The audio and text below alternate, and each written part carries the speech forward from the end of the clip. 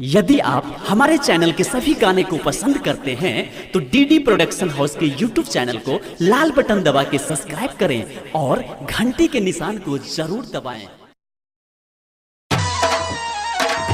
Presented by DD production house.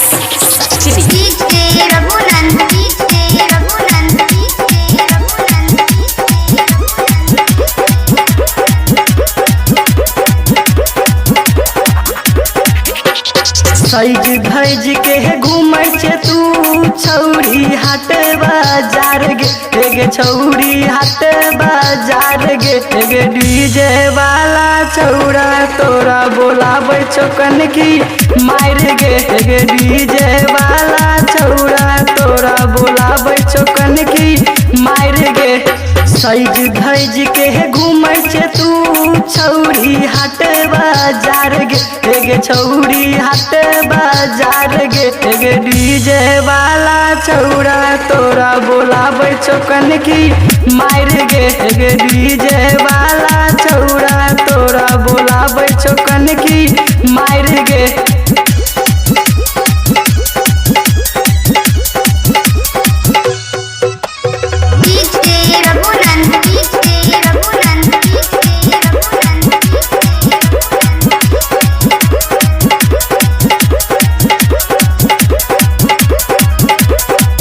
सबके देखावे जगे ढोरी अपन उघार गे ढोरी अपन तू उघार गे सौंड वाला छौरा तोरा बोलाबै छौ कनकी मार गे सौंड वाला छौरा तोरा बोलाबै छौ कनकी मार गे डीजे वाला छौरा तोरा बोलाबै छौ कनकी मार गे। सज धज के घूमै छे तू छौरी हाट बाजार गे छौरी हाट बाजार गे डीजे वाला छौरा तोरा बोलाबै छौ कनकी मार गे डीजे वाला छौरा तोरा बोलाबै छौ कनकी मार गे।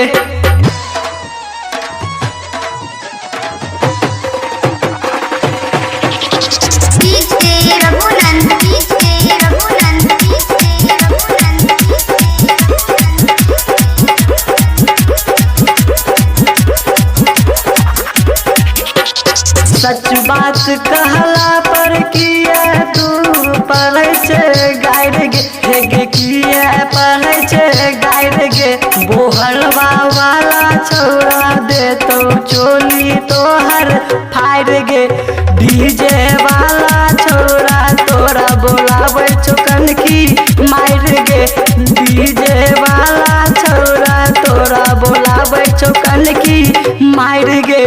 सज धज के घूमै छे तू छौरी हाट बाजार गे छौरी हाट बाजार गे डीजे वाला छौरा तोरा बोलाबै छौ कनकी मार गे डीजे वाला छौरा तोरा बोलाबै छौ कनकी मार गे।